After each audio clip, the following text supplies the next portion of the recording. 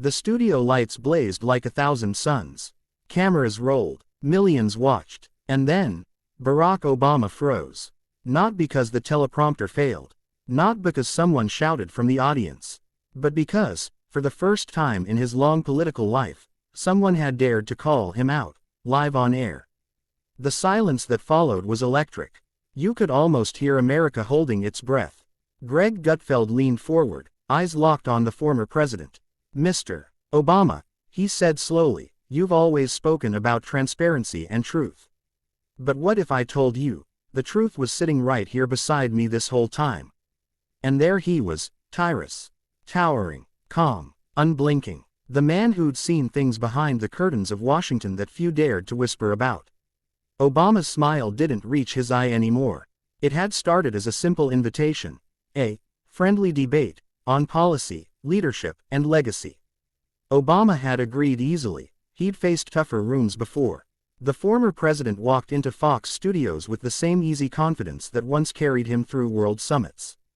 But what he didn't know was that Greg and Tyrus had been preparing for weeks. They had records, timelines, and witnesses. They weren't after a fight. They were after the truth. The first few minutes went as planned. Soft questions, respectful tones, smiles for the cameras. Until Greg dropped the first spark. You've spoken about unity, he said, but what about the communities that feel more divided than ever? Obama nodded, gave his polished, rehearsed answer. The kind of answer that makes good headlines but says nothing real.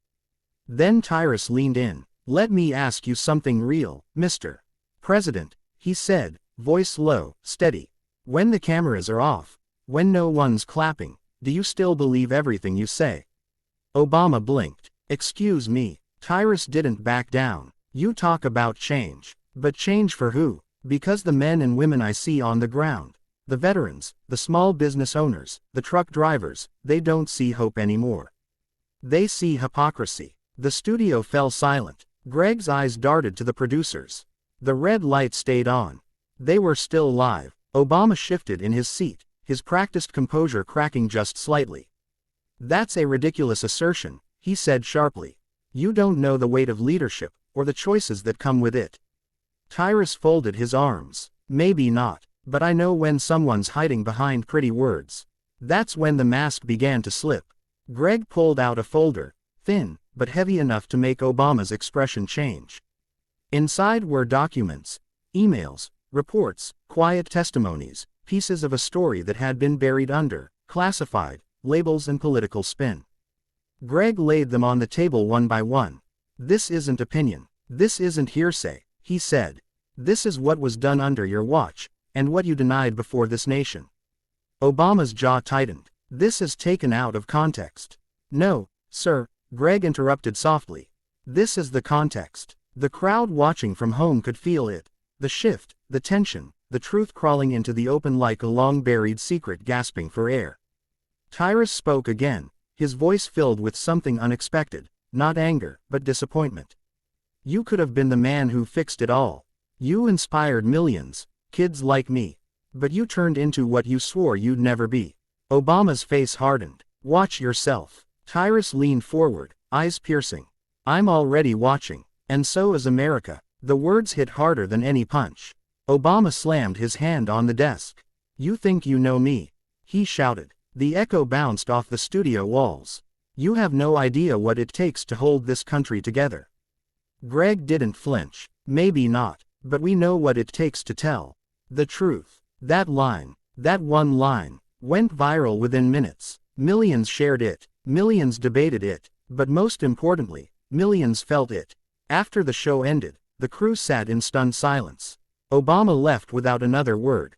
But backstage, Tyrus sat alone for a moment, his massive hands folded, his eyes distant. Greg walked up quietly. You okay? Tyrus nodded. Yeah, I didn't do that to humiliate him. I did it because people deserve honesty.